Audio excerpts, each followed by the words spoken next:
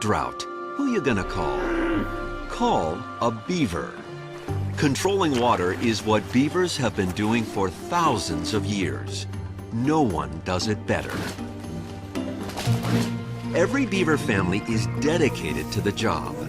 Excavating, logging, building channels and dams.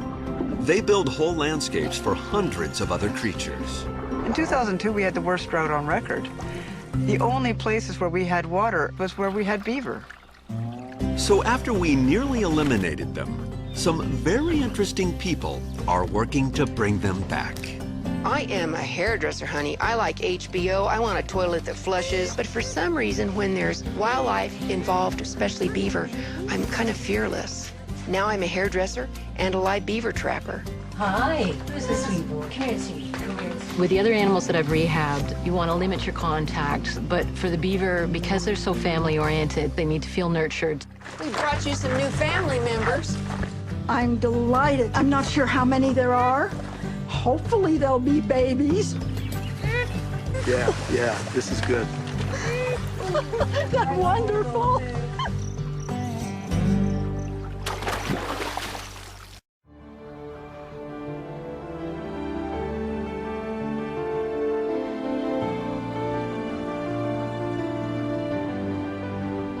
North America's fertile landscape is the work of one animal more than any other.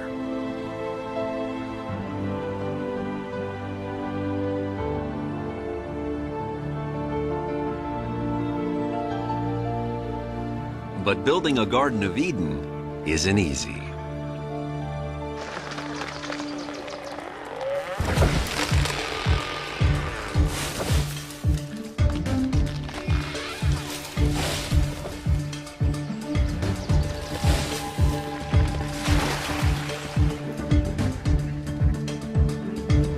You must fell hundreds of trees to dam a river.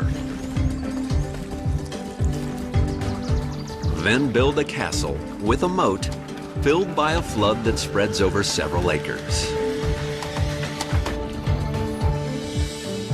Yet beavers don't look like the kind of animal that can change the world.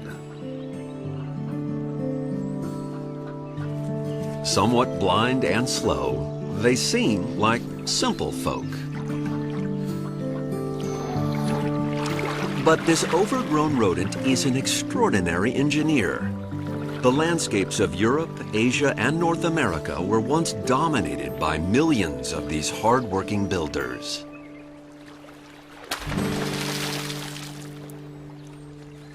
Beavers are vegetarians. They gnaw through bark to eat the sugary layer underneath.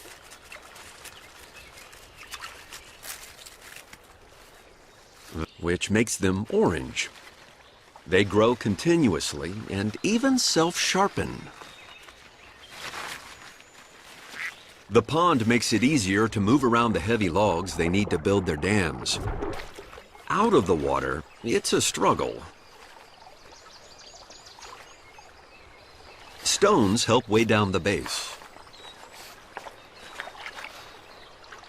The whole family works together, carefully interlocking the timber.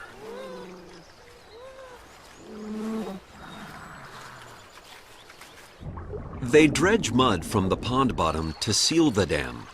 Each pond traps several inches of sediment every year, so there's plenty of it.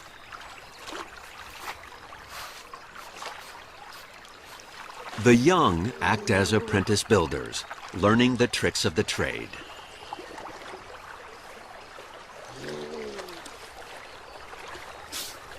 The final results are impressive. In the Rocky Mountains, beaver dams slowly filter billions of tons of water. The ponds build up soil and nutrients and help prevent floods and droughts.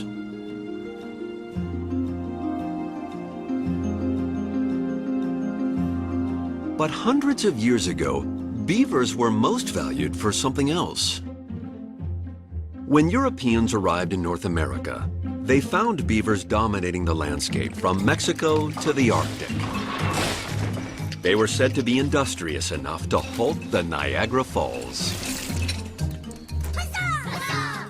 But their fur made fantastic felt hats. For 200 years, they were trapped to near extinction. Then fashions changed, and we lost interest. Only a few beavers survived. Now they are recovering, but they're finding a changed world full of houses and farms. As beavers reclaim their ancestral ponds, they flood hundreds of human homes. Anywhere with a rich soil was probably once a beaver pond. Now housing developments, golf courses, and farms find that beavers are just a problem. Though half the soil may be thanks to beavers, farmers prefer the land under their control. But beavers don't give up. In Canada, clearing dams from culverts under roads is the job of highway maintenance. That's thousands of cubic meters of water that we have to get rid of. If we can't get rid of it here where it's supposed to go, it's going to end up on the infrastructure. It's going to end up in the ditches. It's going to end up backing up into basements. It's going to end up everywhere. They are excellent hydro engineers, and they will figure out ways to work around just about everything. We all know the water doesn't always go where we want it to. The beaver has a very amazing way of getting it to work for them. We don't always know that. If we could learn more about their practices and how they get that to work, it would be great. If you could train them to put it where you need it, that would be ideal. If you could simply put up a little arrow sign or a water this way, it would, yeah, you'd be smiling. But unfortunately, they don't read very well, and they just kind of do what they want to do. There is one place where the beavers do seem to be reading the signs and doing more or less as instructed.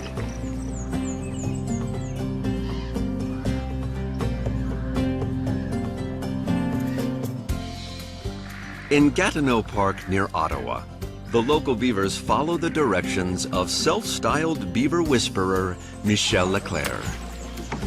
Look how it's deep. But you still have beaver all around, so. 30 years ago, Leclerc was hired to stop beavers from flooding roads around the 140 square miles of Gatineau Park. The only solution then was to kill the animals and destroy their dams. Some people call them eco-heroes, some people call them pests. It's all depend on how much problem you have with them. And when you have a problem with them and you don't know how to resolve them, they're not beaver hero, that's for sure. They're pests. The major problem is flooding roads. The beaver dam accumulates water, and if the water pressure is too big, the beaver dam just busts. And then there's a big outflow of water that cuts roads in half. What happens is that the road just gets cut off completely.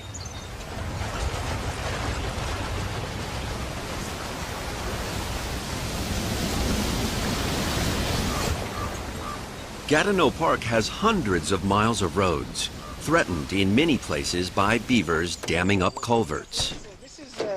We're starting 8 hours a day and breaking dam. And the first year I came here 82 times. Well-equipped teams dismantled dams by day, but the beavers rebuilt them every night. What the hell's the problem here? What they do again? What they did again? And you're gonna fight against them. It's gonna be a war. And I'm not sure if you're gonna win that. Not sure. Leclerc and his colleagues trapped 1,000 beavers a year in the wildlife park. And beavers weren't the only ones caught. Great blue herons, turtles, otter. You never know what you're gonna get in your trap. So I didn't like it very much. It was horrible. Leclerc wanted to find another way and thought that beaver behavior might offer a solution. First thing is sound of water running. He places a recording of a running stream on top of the beaver dam. So now you're gonna see what the beaver react to. And the beaver gonna dance over it over the night. A small tree takes a few minutes. It's perhaps an hour for bigger trees and branches, and half the night for a 12-inch thick trunk. Aspen, poplar, and willow are usually the favorites. Beavers have been crushed by falling trees, but that doesn't happen often. Over the course of a year, they may clear several acres of trees. Most rodents have a high work rate, but beavers are probably the busiest. They have a reputation to keep up.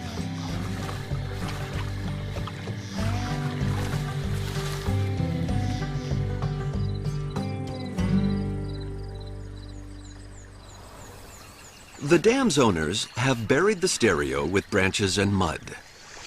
That tells me that sound is very exciting for them. That's exactly the same. You hear that, says, oh, it's time to work. Running water is, to a beaver, like the sound of the plug being pulled, draining their pond.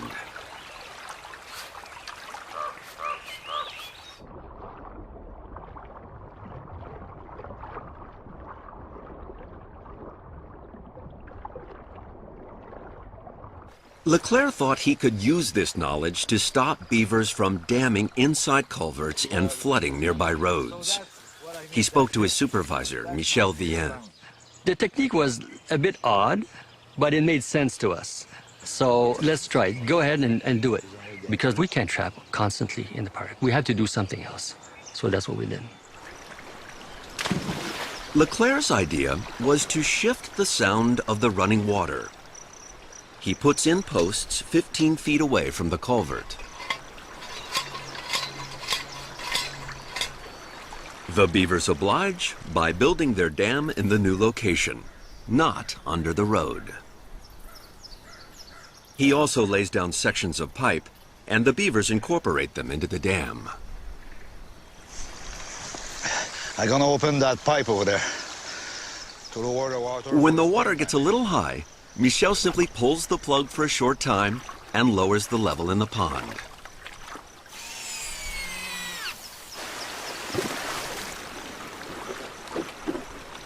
You have to be a plumber. Yeah, I'm a plumber of the beaver dam. I put drain, like you do like in a house to let the water running. If it's work here, it's gonna work all over the place. So we are just at the turning point where we have to spread that knowledge.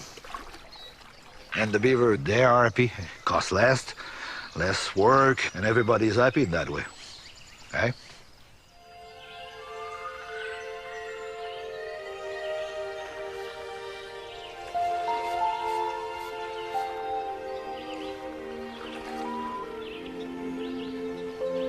In the Rocky Mountains, the benefits of a beaver's pond are seen most easily in spring. Millions of acres of wetland provide safety and food for many birds and mammals. 1,000 years ago, almost every creek would have had chains of dams down each valley.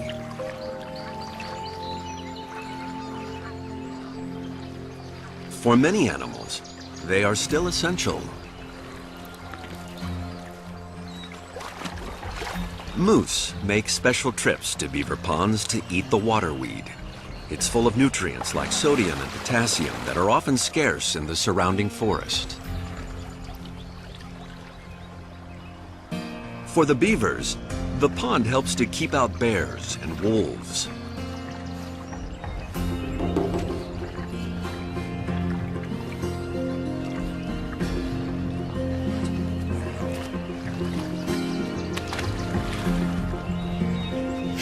One of the parents tail slaps to sound the alarm.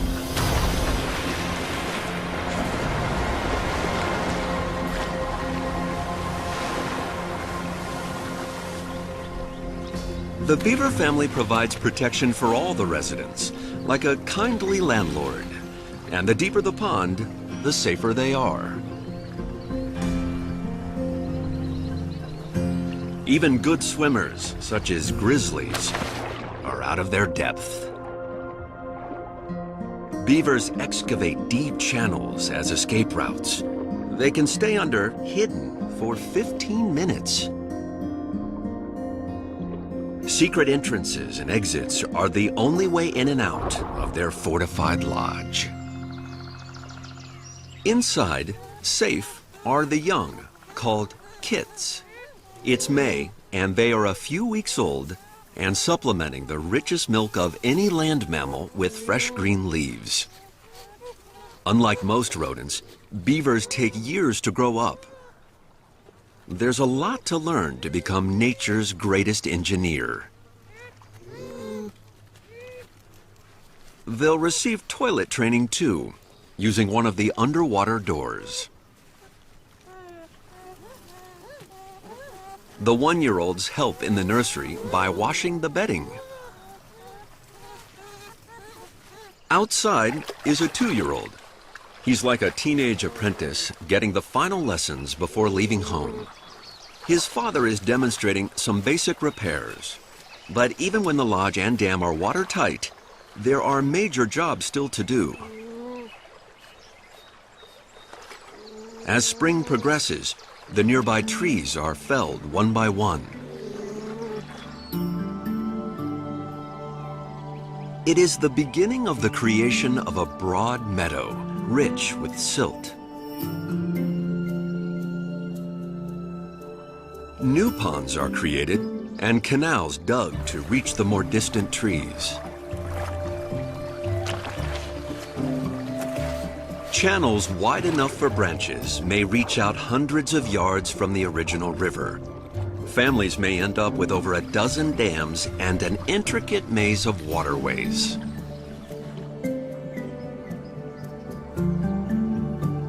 By the 1990s, scientists began to investigate the wider effects beavers were having on the landscape. Dr. Glennis Hood has made them her life's work. She lives on the edge of Elk Island National Park in Alberta. 150 years ago, the beavers here were all trapped and killed for the fur trade. They were reintroduced in 1941. 7 beavers were brought up from Banff by train and put into the park, and the beaver population was able to reestablish itself. The park kept meticulous records. I had these great old maps that the wardens had done by hand, marking down the active and inactive sites of beaver ponds. As she trawled through 54 years of data, a pattern emerged. It was assumed beavers built their homes where there was already lots of water, and their presence wouldn't actually increase the total amount of water by much. What we found was the opposite. And this is when science gets really exciting, is when you're proven wrong. The unexpected results are the ones that make you take a second look, and I recalculated everything just to make sure I wasn't making a numerical error, because the results, they were spectacular. The ponds with active beaver in them had 9 times more open water in them than those exact same ponds when the beavers weren't there. How they did that? In part was they were digging these channels. The bottom of a beaver pond is really, really convoluted. It's like flying through the Grand Canyon, where you've got these deep furrowed valleys and dynamic pond bottoms. Deeper ponds keep more water because you have less evaporation coming off of them. Well, beavers were using that to their advantage. They're digging deeper and deeper and allowing water to focus in here. So the ponds with beaver had water. The ponds without beaver didn't, plain and simple. In 2002, we had the worst drought on record. The only places where we had water in natural areas was where we had beaver. And farmers were actually seeking out neighbors who had beavers on their landscape to water their cattle. So with beavers back on the land, even during the worst drought on record, they were mitigating the effects of drought and keeping water on the landscape.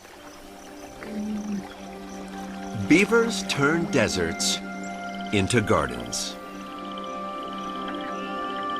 Dr. Suzanne Foudy and biologist Carol Evans could hardly believe what they found in Nevada. Oh my God. In such a desert environment, you understand the value of this. You know, okay, so the pictures don't do it justice.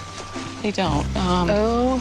This is just a view of what there's probably about 20 miles of habitat that looks like this.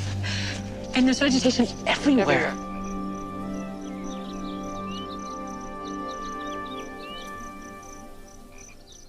It's gorgeous. What you see is just one series of beaver dams after another. Look, everything else is dry. Everything else and all the wildlife, everything is keyed into this. That's because right. the uplands are completely dry. And if we lost this, the impact would be enormous. It is. And wow. that's impressive, isn't it? You almost have to get, you need to feel the wind, the heat, you need to see the green. You see that, and the water. I'm seeing a lot of baby wildlife being produced. I'm seeing mule deer with their fawns up and down this whole thing. Sandhill cranes are a kind of a rare species that's declining somewhat, so this is an important area for them. So there's many species of wildlife that just key into these ribbons of green. Just amazing. Pretty good size, isn't it? Here, let me record those measurements. Okay. So as I'm coming off the beaver dam, 1.2 feet. Oh, right. Oh, yes. Watch out. It's pretty deep there. Yep. Okay. Oh, my God. Really drops off, huh? I mean, you're probably like at 5.5 feet deep. 5.5 feet deep. That's really amazing. The amount of water storage in here is phenomenal. If we had gone back 20 years ago here, Suzanne, this would have been a... Oh, yeah. It would have been a couple feet wide and a couple inches deep, and it would have dried up. 20 years ago, Susie Creek was a desert. Much of the Sierra Nevada has been slowly drying ever since cattle arrived 200 years ago. Grass soon withers and temperatures soar. Creeks are muddy trickles. When the summer temperatures are in the 90s and 100 degrees, the stream channel dries out. We lose our water. There's no storage mechanism in the system.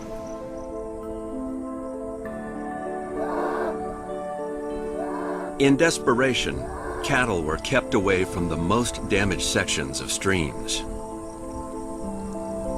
Then, a miracle happened. Young beavers dispersing from distant rivers battled up the streams to start new homes.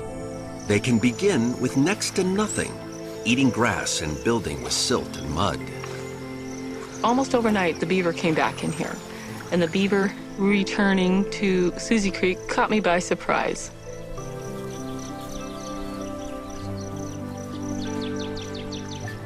That's amazing. Wow. You know, it's all about keeping water on the landscape. That's the basic building block for life. The bottom line is, it's your ace in the hole. It's the thing that's going to pull you through the dry times, the lean times. If the snowpack's coming off earlier and ranchers want water, then we're going to have to figure out a way to keep it on the landscape because it's no longer going to be stored as snow in the mountains. And what beaver do in all these little itty-bitty streams is they create these small savings accounts, these pockets where it's stored, no longer as snow, but as surface and groundwater. Understanding beavers and how they colonize new areas is vital if they are to help us.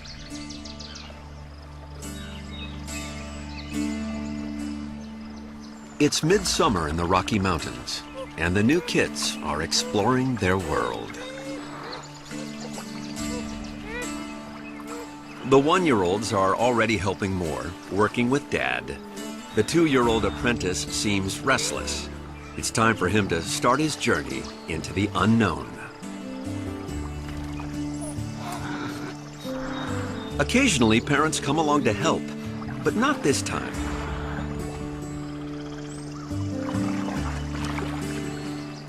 He'll head upriver to establish a territory, to build a dam and a lodge, and to start a new life.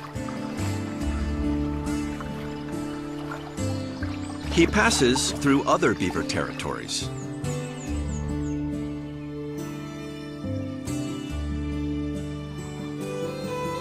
He finds dams broken and lodges empty. The trees were depleted here after 5 or so years, and the family moved on. Only the stone foundations of the old dams remain. Even these remnants slow the flow of the river and help hold the soil that was built up in the old ponds.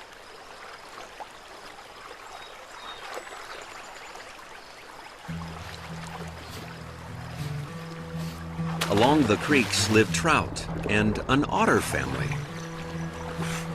Unlike otters, beavers don't eat fish, and otters and fish don't harm beavers.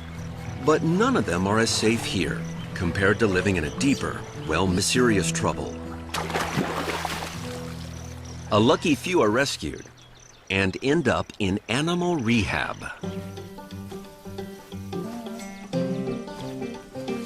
Timber was placed in Michel Grant's care in Ontario, Canada, when he got into trouble 3 months back.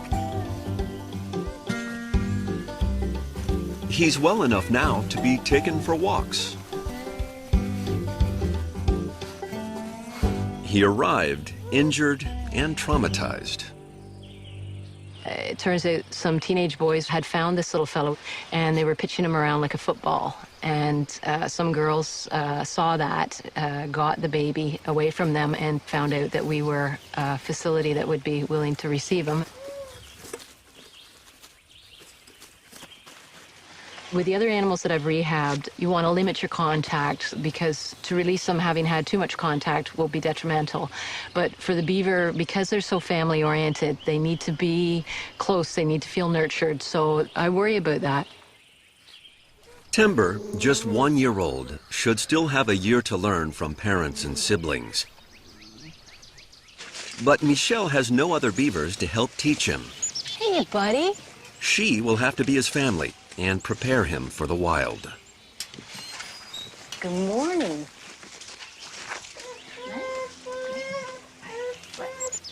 Who's this sweet man? If I had several beavers, it would be a different experience. They would bond with each other more than having that relationship with me. Come here and see me. Come right out here. Come right out here and see me. One sign of affection between beavers is the touching of noses. Who's the sweet boy? Are you a sweet boy this morning? You are a sweet boy. Come here and see me. Come here and see me. Come here and see me. Come here and see me. Hi, good morning. Good morning. Good morning. Even in a wild family, beavers have to learn basic skills, like chewing the bark off sticks. But now, months into the process, Timber is still eating beaver baby food. We would put sticks in and we would put branches and kind of all summer waited and waited and there was no sticks with the bark chewed off. I think all your sticks could still use a little work there, little man. It's a skill he needs to learn, or he'll never survive on his own. We try to provide an environment that will nurture behaviors that are natural for them. So developmentally, you could just tell we had kind of reached a spot where he needed more. He needed to be in a pond environment. Scary because maybe he would just swim away and never come back. So I made a decision, murky pond or not, that I would swim with him. So that I would be close and he would feel the safety of family, but that he could venture out for his development and do what beavers do. He's the big boy. Timber has bonded with Michelle, and now it's only a question of timing. Keep him too long, and he'll grow too attached to a human, rejecting the wild beavers he'll need to survive when he's released next year. Are you a hungry boy these days? Hey, are you a hungry boy these days? Hi. Hi, are you a good boy? Are you a good boy? Hey? In contrast, the teenage apprentice, a year older and traveling upriver on his own, has survived. He has at last found a quiet section of swampy backwater. Beavers were here before, but not recently.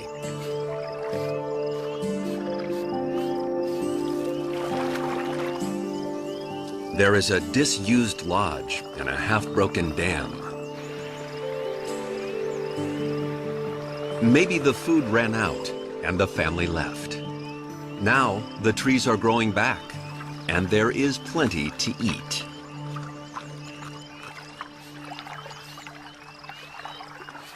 The sound of escaping water is all the encouragement he needs.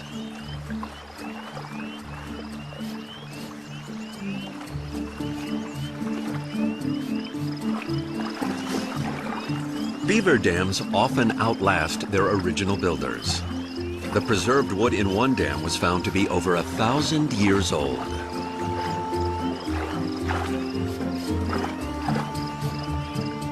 The water level starts to rise.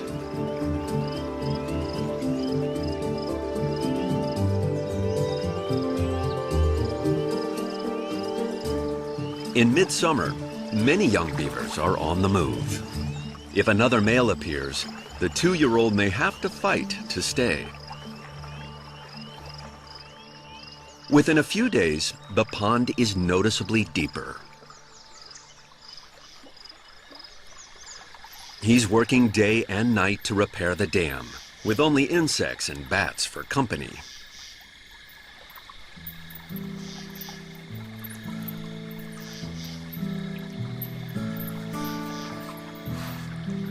After a month, his fairy tale lake is ready. All he needs now is a princess.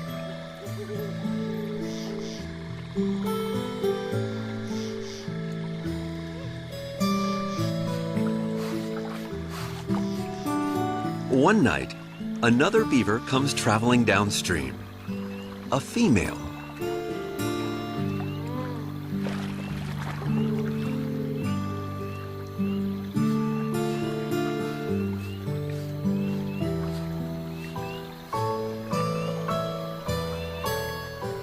Beaver courtship is rarely seen. The couple wrestle and nuzzle and play.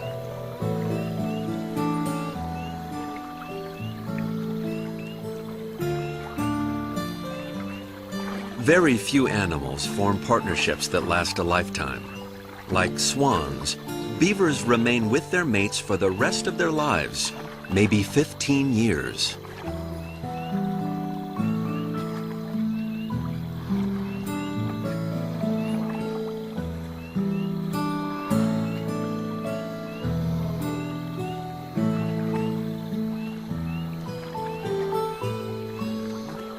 It's enough. They will change the landscape together and restore a lost world.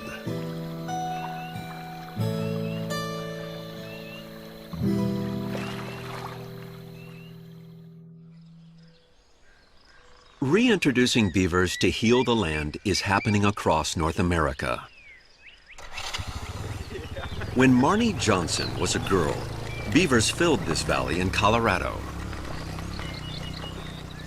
I would say there were at least a dozen beaver dams.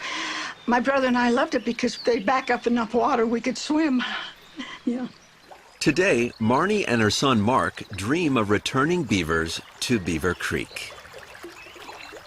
I've known beaver for 81 years, and it seemed like this valley should have the beaver that were here when my father first came in and homesteaded. And I've never been happy about not having the beaver in. If beaver were here once, they should be here again. It's the... Today, she's the top live trapper of beavers in North America. Beaver are definitely a keystone species to an aquatic ecosystem. A keystone is like a bridge, and you have that one stone that will hold that whole bridge together, okay, that locks it in. Beaver lock the aquatic ecosystem in. If you pull that one stone out, it all collapses in on itself. Creeks and rivers are alive with life. They're supposed to meander. They're supposed to be curvy like me. They move, they support life, they are life. And beaver are the keystone species that keeps that aquatic life clicking along.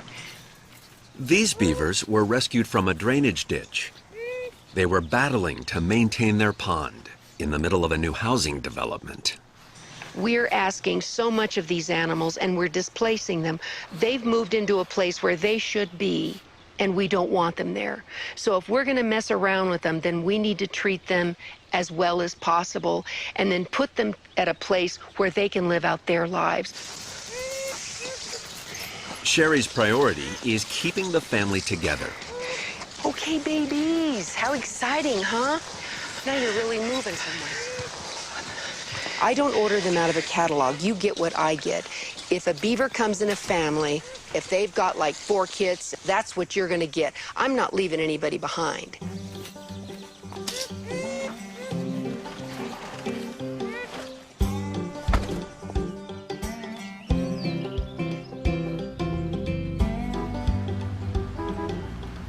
I'm delighted now to have the beaver coming back in, and I'm not sure how many there are, but we're looking forward to it. Hopefully there'll be babies. How you doing? We brought you some new family members. This is good. Allie They're always great. wants new population. This is fantastic. You remember I still feel the excitement, even though I'm getting old and crotchety. We've had him for a while, and this little female here, her mate was hit by a car, so she's alone. Look at the teeth. Look at the teeth. Always amazed me that those little teeth can go through an aspen tree that big around. Hi, girl. Hi, little girl. And do you know something? It's not unusual to catch kits with adults. And only one time in 28 years, we've caught them with the female, the mother. They're always with their dad. Wow. I just love that. It's like dad's out showing them around, showing them the ropes and stuff. It's just real sweet. Yes. They are ready. And they just seem to know, too. They sure do seem to know.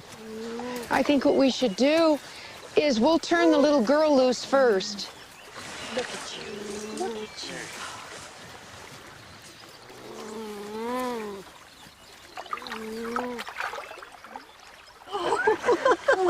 That's wonderful. Hey, look. Oh, wait. Yeah, this is good.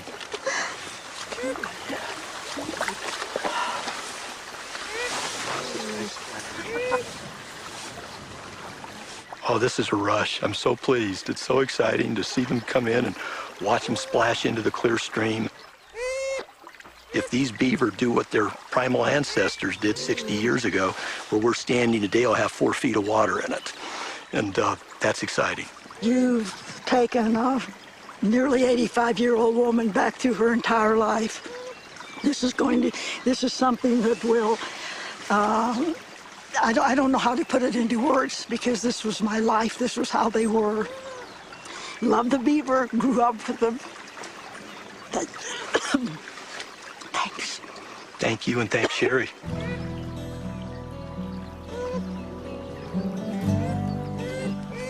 Sherry's joy is tempered by her knowledge that reintroducing beavers is not without risk. We gave Beaver to a sheep rancher, and lions got him. So that's sad. So we didn't put Beaver there again, you know. So I'm like anxious for them, but then I have the best wishes for them. Just comes a time when you have to let your kids go and build their own life, you know.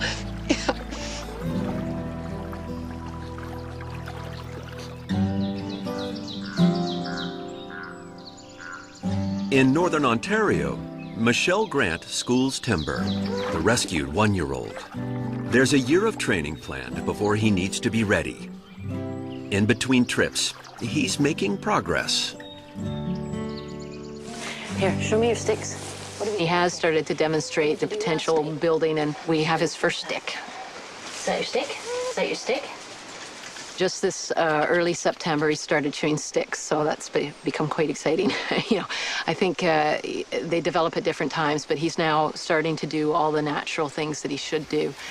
Slowly, it's all coming together.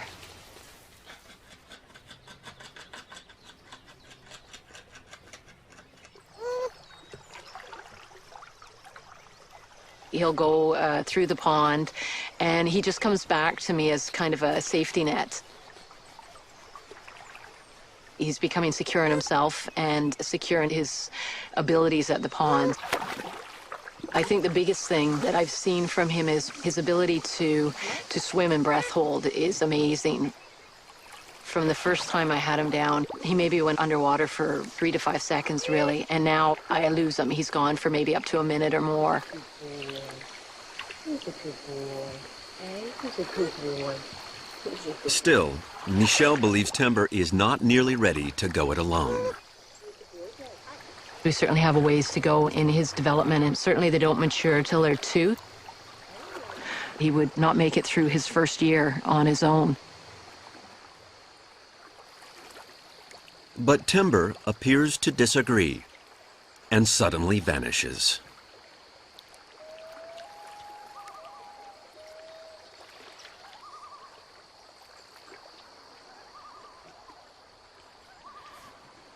You could always feel his presence, and I couldn't. And so I knew he wasn't there. There was no beaver in that pond. He was gone. She searched for 6 hours. Now, all Michelle can do is wait.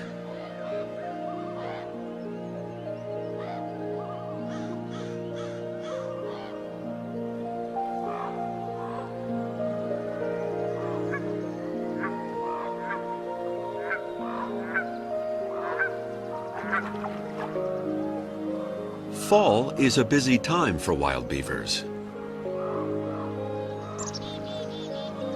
In the Rocky Mountains and away from home for the first time, a 2-year-old has repaired a vacant pond and managed to find a young mate. The couple is fixing up the lodge. As soon as the kits come, it will fall to the young male to keep their home sealed and secure all winter, just like his dad showed him. Inside, they have hollowed out chambers for sleeping and eating, and have made several underwater entrances. The end of summer is when beavers stock their larder, and this inexperienced pair may have left it too late. Beavers don't hibernate, so they'll need food. They set to work cutting trees and storing them underwater. Branches are wedged in the mud so that they remain underwater. The pond will freeze on the surface, but their stores will stay fresh and accessible all winter.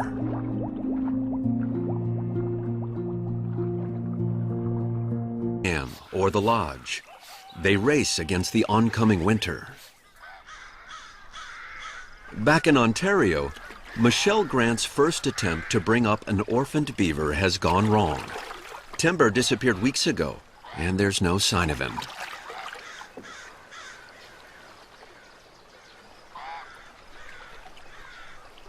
Today, she's blaming herself. What did I do? Did I make the right moves? I'm constantly wondering, did I do the right things? I felt that I needed to continue to look for him, to find evidence one way or the other, whether he survived. So I went out regularly, and several weeks after he had released, I found a beaver skull out in the field that had come from the pond. I've never found a beaver skull in that field before. I was devastated. I thought, you know, I'm not even sure if I can continue rehab work because I wasn't ready for that. I wasn't prepared. It wasn't kind of the story I'd written of how I wanted his release to go. So it was shocking for me.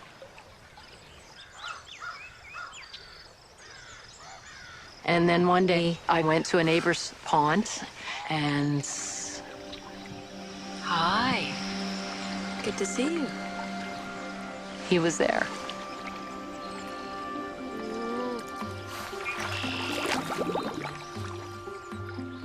Within a very short period of time, I saw him interacting with an adult beaver. There was a mom, there was 2 kits, and he appeared to take on the role of the yearling, part of raising the young ones, being part of this beaver family. And he surfaced right beside my kayak, just through the lily pads. And there I looked down, and there was this little head. You look well. You have a beautiful family. And then the mom or one of the kids had come by and rippled the water. And it was time to go back and be part of his family. And he just dove down and off he went. So it was awesome. It was like, thanks very much, but I'm wild. Honestly, as a rehabber, hoping that I was doing the right things, it was all validated in that moment.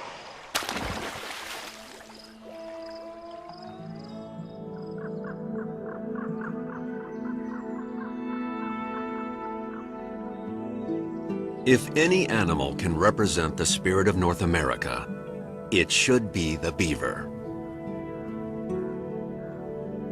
They battle the elements with courage, furnish a home they built themselves, and support a devoted family. Like the early settlers, beavers stock up a larder, then hunker down for the winter.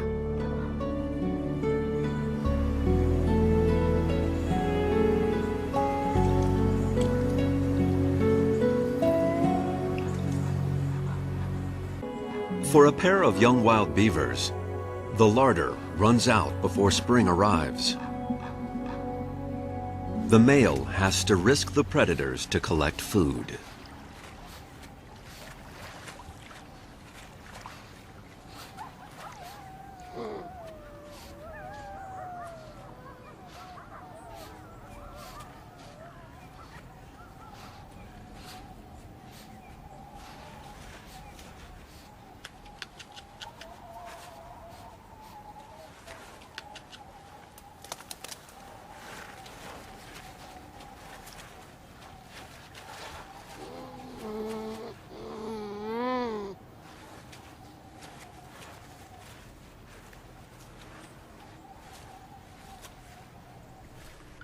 Beavers do slow down a bit in winter, but they still keep busy sorting out food and bedding. They need to. There's a new family on the way. And they are not alone. Inside the lodge are lodgers, a muskrat couple.